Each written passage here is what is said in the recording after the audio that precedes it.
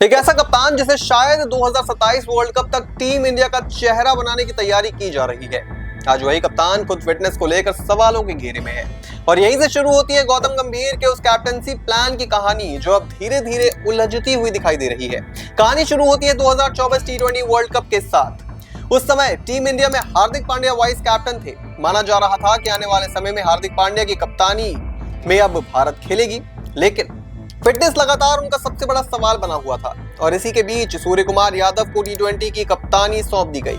यानी एक तरफ हार्दिक का कैप्टेंसी क्लेम कमजोर हुआ तो दूसरी तरफ सूर्य कुमार यादव को एक नए लीडरशिप ऑप्शन के तौर पर तैयार किया जाने लगा। लेकिन असली बदलाव इसके बाद आया। बॉर्डर गावस्कर ट्रॉफी में रोहित शर्मा ने पूरी टेस्ट सीरीज नहीं खेली, वो ऑन एंड ऑफ रहे और कई मौकों पर जसप्रीत बुमराह ने टीम की कमान संभाली। बुमराह ने कप्तानी में शानदार प्रदर्शन किया और एक वक्त ऐसा लगने लगा कि रोहित के बाद किसी को टेस्ट कैप्टेंसी की जिम्मेदारी मिलती है तो वो बुमराह ही हो सकते हैं। लेकिन रोहित शर्मा के टेस्ट क्रिकेट से संन्यास के बाद तस्वीर अचानक बदल गई। बुमराह जैसे एक्सपीरियंस और सक्सेसफुल कैप्टेंसी ऑप्शन को पीछे करते हुए शुभमन गिल को टेस्ट टीम की कमान सौंप दी गई और यहीं से गौतम गंभीर के उस बड़े कैप्टेंसी प्लान की झलक दिखाई देने लगी, जिसमें शायद शुभमन गिल को लंबे समय के लिए टीम इंडिया का चेहरा बनाने की तैयारी की जा रही थी। फिर आया चैंपियंस ट्रॉफी। रोहित शर्मा ने टीम इंडिया की कप्तानी की और भारत ने चैंपियंस ट्रॉफी अपने नाम कर ली।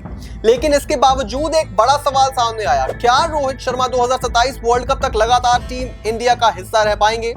यही वो सवाल था जिसने शुभमन गिल के नाम को और मजबूत कर दिया।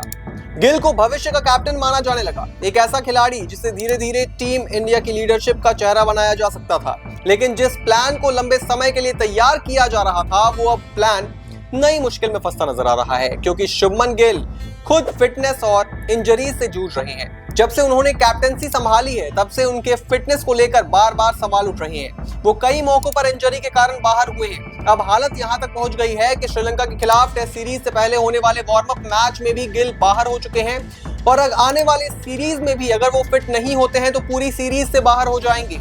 यानी जिस खिलाड़ी को 2027 वर्ल्ड कप तक टीम इंडिया का संभावित कैप्टन और चेहरा बनाने की तैयारी की जा रही है, आज उसी खिलाड़ी की फिटनेस सबसे बड़ा सवाल बन चुकी है। और यही गौतम गंभीर के कैप्टनसी प्लान की सबसे बड़ी चिंता है, क्योंकि कैप्टनसी सिर्फ मैदान पर फैसले लेने का नाम नहीं है। कैप्टन को लगातार अवेलेबल रहना पड़ता है और टीम के साथ कदम से कदम मिलाकर चलना पड़ता है। अगर आपको लगता है कि आईपीएल ही दुनिया की सबसे अलग और सबसे इंटरेस्टिंग टी20 लीग है तो सीपीएल यानी कैरेबियन प्रीमियर लीग के कुछ ऐसे रूल्स हैं जिन्हें जानकर आप भी हैरान रह जाएंगे। सबसे पहले बात करते हैं स्लो ओवर रेट की। आईपीएल में अगर कोई टीम तय समय में अपने 20 ओवर पूरे नहीं करती है तो आमतौर पर कप्तान पर फाइन या बैन जैसी सजा लग सकती है, लेकिन सीपीएल में मामला इससे भी ज्यादा कड़ा है। यहाँ तय समय यानी लगभग 85 मिनट्स के अंदर 20 ओवर पूरे नहीं किए तो इसका असर मैच पर पड़ सकता है। स्लो ओवर रेट की वजह से टीम को आखिरी ओवर में सिर्फ 9 खिलाड़ी के साथ फील्डिंग करनी पड़ सकती है। प्लेयर्स को खरीदने का तरीका भी दिलचस्प है। सीपीएल में प्लेयर्स का सिलेक्शन ड्राफ्ट सिस्टम के जरिए होता है। इसका मतलब है कि किसी खिलाड़ी के लिए फ्रेंचाइज के बीच खुली बोली नहीं लगती। प्लेयर्स को पहले से तय सैलरी कैटेगरी में रखा जाता है, जैसे $1 लाख, $70,000 या $50,000 और इसी तरह की दूसरी कैटेगरीज। इसके बाद टीम्स को बारी बारी से प्लेयर्स चुनने का मौका मिलता है, यानी पहले राउंड में हर टीम अपनी पसंद का एक प्लेयर चुनती है और फिर अगले राउंड में फिर से पिक करने की बारी आती है। इतना ही नहीं, ड्राफ्ट ऑर्डर भी काफी इंपॉर्टेंट होता है। आमतौर पर पिछले सीजन में कमजोर प्रदर्शन करने वाली टीम्स को बेहतर ड्राफ्ट पोजीशन मिल सकती है ताकि उन्हें अच्छे प्लेयर्स चुनने का मौका मिल सके और लीग में टीम्स के बीच बैलेंस बना रहे। हर फ्रेंचाइज के पास लिमिटेड पिक्स और सैलरी स्ट्रक्चर होता है, इसलिए वो अपनी मर्जी से जितने चाहे उतने महंगे प्लेयर्स नहीं खरीद सकती। सीपीएल में टीम्स को अपने स्क्वाड में ब्रेकआउट प्लेयर्स को शामिल करना पड़ता है और हर मैच की प्लेइंग 11 में कम से कम एक ब्रेकआउट प्लेयर्स को मौका देना जरूरी होता है। आसान भाषा में समझिए, अगर कोई युवा कैरेबियन प्लेयर अभी क्रिकेट की दुनिया में अपना नाम बना रहा है तो सीपीएल उसे सिर्फ बेंच पर बैठाकर नहीं रख सकती, उसे बड़े मंच पर मौका देना ही होगा। इसका मकसद साफ है, वेस्ट इंडीज के यंग और इमर्जिंग टैलेंट को बड़े इंटरनेशनल और ओवरसीज प्लेयर्स के साथ खेलने का एक्सपीरियंस देना और भविष्य के बड़े स्टार्स तैयार करना।